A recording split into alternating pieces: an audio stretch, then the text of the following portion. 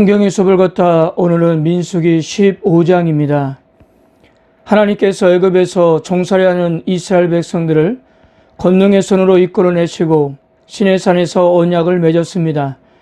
여호와께서는 이스라엘 백성들의 하나님이 되시고 이스라엘 백성들을 자기 백성으로 삼아 주셨습니다. 그리고 그들에게 율법도 하사하셨어요.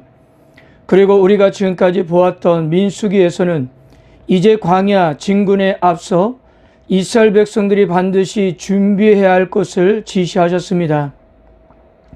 만약 여러분들이 시내산 근처에 머물다가 메마른 광야로 나아가 행군을 시작한다고 한다면 무엇을 준비해야 할까요? 당연히 음식을 준비하고 옷도 준비하고 신발도 준비하고 여행길을 인도할 가이드를 또 찾을 것입니다.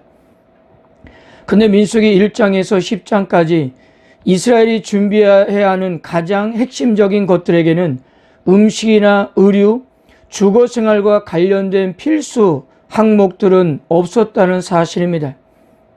대신 그 준비에 있어서 가장 중요하게 부각된 것은 한마디로 요약하면 정결과 거룩함이었습니다. 민수기 1장에서 10장까지의 내용에서 준비 항목은 단 한 가지였습니다. 너와 내 진영을 정결케 하라였습니다. 즉 백성과 진영에 속한 모든 것을 속죄하고 정하는 작업이 광야 진군에 앞서 꼭 선행되어야 하는 준비 과정의 핵심이었던 것입니다.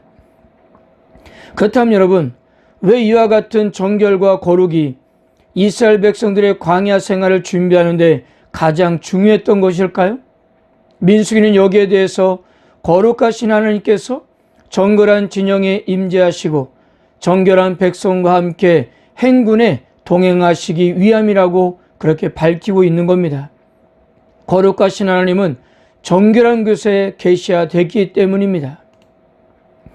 그래서 행군의 성공 여부가 이스라엘 백성의 강한 자신감이라든가 아니면 어떤 환경에 있었던 것이 아니라 절대적으로 거룩하신 하나님의 임재와 동행함에 있었던 것입니다. 그렇다면 이스라엘 백성들이 이 정결을 위해 무엇을 해야 했을까요? 그것은 바로 믿음과 순종이었습니다. 즉 하나님을 신뢰하고 그분의 명령에 온전히 순종하는 삶을 살아야 했던 것입니다. 율법의 본질도 그 어떤 외적인 행위에 있는 것이 아니라 그 율법을 주신 하나님을 믿고 순종하는 것에 있었던 거예요. 근데 우리가 어제 민수기 14장을 보면서 이스라엘 백성들이 실패한 이유가 바로 이 부분이었던 것입니다. 먼저 그들은 하나님의 은혜를 잊어버렸습니다. 광야에서 이스라엘 백성들의 특기가 바로 과거의 은혜를 매번 잘 잊어버리는 것이었어요. 애굽의 10가지 재앙, 홍해를 마른 땅같이 건너고 만나와 메추라기, 구름기둥과 불기둥, 사실 생각하면 하나님의 은혜는 그들의 삶에 차고 넘치고 있었습니다. 그런데도 그 은혜들을 너무나 쉽게 잊어버렸습니다. 또한 하나님을 불신하고 그분의 말씀에 절대로 순종하지 않았습니다. 그들이 하나님의 뜻을 몰랐던 것이 아니에요. 알면서도 불신하고 순종하지 않았습니다. 그리고 그들은 광야에서 끊임없이 불평을 했습니다. 물론 그들이 걷고 있는 곳은 광야입니다. 왜 힘들지 않겠습니까? 그런데 그에 못지않게 하나님의 임재와 초자연적인 기적들과 도우심이 가득했습니다. 그러나 이스라엘 백성들은 항상 불평을 했던 겁니다. 결국 이런 결과가 출애굽 1세대가 모두가 가나안 땅에 들어갈 수가 없게 되었습니다. 지금 당장은 죽는 것은 아니었지만 여호수아, 갈렙 그리고 20세 이하의 사람들 외에는 단 한 사람도 가나안 땅에 들어가지 못하고 광야를 방황하면서 죽어야만 했던 것입니다. 하나님께서 이렇게 하시려고 이들을 애굽에서 이끌어낸 것이 아니었는데 이들의 불신이 이런 결과를 초래하게 되었던 겁니다. 자, 민수기 14장에서 하나님께서 이렇게 잿밖에 지을 줄 모르는 이스라엘 백성들을 과연 어떻게 하실 것인가에 대한 질문을 하지 않을 수가 없는 겁니다. 이스라엘 백성들의 미래가 그 어느 때보다도 불투명하기 때문이에요. 그러나 제가 민수기 서론에서 말씀드린 것 같이 하나님의 언약과 신실하심은 불변하시고 영원한 것이었습니다. 그래서 결국 이들을 포기하지 않고 끝까지 떠나지 않으시고 함께 하시며 보살펴 주었다는 것입니다. 오늘 민수기 15장도 그와 같은 이야기를 우리에게 이렇게 전달하고 있는 겁니다. 자, 오늘 민수기 15장의 이야기는 14장에 이야기하는 사뭇 다른 분위기와 내용으로 그렇게 시작하고 있습니다. 바람강의 절망을 담고 있는 14장에서 하나님의 구속사는 이제 막을 내린 것처럼 보였습니다. 거기서는 그 어떤 회복도 한 줄기의 빛도 볼 수 없었어요. 뒤늦게 가나안 땅으로 올라갔다가 아말렉 사람에 의해 엄청난 피해도 입게 되었고요. 더 절망스러운 것은 그들이 이제 약속의 땅을 향해 다시 진군한다 하더라도 출애굽 1세대들은 약속의 땅을 결탄코 보지 못하게 될 것이라는 겁니다. 그런데 그런 절망스러운 상황에서도 불구하고 민수기 15장은 이렇게 시작합니다. 1절에서 3절입니다. 여호와께서 모세에게 말씀하여 이르시되 이스라엘 자손에게 말하여 그들에게 이르라. 너희는 내가 주어 살게 할 땅에 들어가서 여호와께 화제나 번제나 서원을 갚는 제사나 낙헌제나 정한 절기제의 소나 양을 여호와께 향기롭게 드릴 때에. 민수기 14장은 완전히 실패한 모습을 기술하고 있는데요. 15장은 마치 14장이 존재하지 않은 것처럼, 즉 아무런 문제가 없었던 것처럼 이야기를 시작하고 있다는 점입니다. 민수기 15장은 이스라엘 백성이 약속의 땅에 들어가서 예비하는 모습을 보여주고 있기 때문입니다. 언뜻 보면 민수기 14장과 15장은 전혀 연결이 안 되는 것처럼 보일 수 있습니다. 그러나 면밀하게 살펴보면 민수기 15장은 14장에 기록된 바람강의 절망으로부터 소망을 바라보게 하는 중요한 연결고리가 되고 있다는 겁니다. 너희가 그 땅에 들어가거든 여호와께 향기롭게 드릴 때라는 표현은 무엇을 전제하는 겁니까? 이는 광야의 행군뿐만 아니라 그 땅을 정복할 것이라는, 즉 궁극적으로 성공할 것을 전제하고 있는 겁니다. 그렇게도 절망스러워 보이는 상황에서도 불구하고 땅의 약속은 성취될 것임을 분명히 말씀하셨던 겁니다.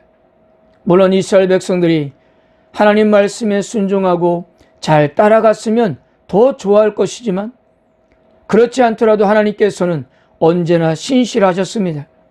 하나님은 절대로 당신의 백성들과 맺은 언약을 파기하지 않았다는 거예요.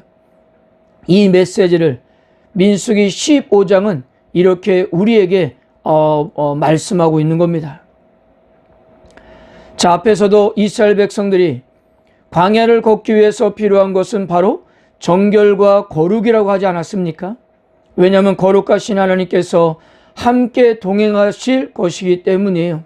그런데 이스라엘 백성들이 가나안 땅에 들어가서도 하나님께서 원하시는 것은 다른 것이 아니었습니다. 그곳에서도 이스라엘 백성들이 정결하고 거룩하기를 원하셨습니다. 앞으로 이스라엘 백성들이 정착할 약속의 땅도 거룩하신 하나님께서 거하실 땅이었기 때문입니다. 그러므로 그 땅에서 하나님의 백성은 예배의 삶을 통해 정결해져야 그렇게 했던 거예요. 37절에서 41절입니다. 여호와께서 모세에게 말씀하여 이르시되 이스라엘 자손에게 명령하여 되도록 그들의 옷단 기에 술을 만들고 청색끈을 그 기의 술에 더하라. 이 술은 너희가 보고 여호와의 모든 계명을 기억하여 준행하고 너희를 방종하게 하는 자신의 마음과 눈의 욕심을 따라 음행하지 않게 하기 위함이라. 그래야 너희가 내 모든 계명을 기억하고 행하면 너희 하나님 앞에 거룩하리라. 나는 여호와 너희 하나님이라. 나는 너희의 하나님이 되려고 너희를 애굽 땅에서 인도하여 내었느니라. 나는 여호와 너희의 하나님이니라. 아멘. 사랑하는 성도 여러분, 메마른 광야 같은 우리의 인생 여정을 출발함에 있어서도 우리가 과연 무엇을 가장 중심적으로 준비해야 하는 걸까요?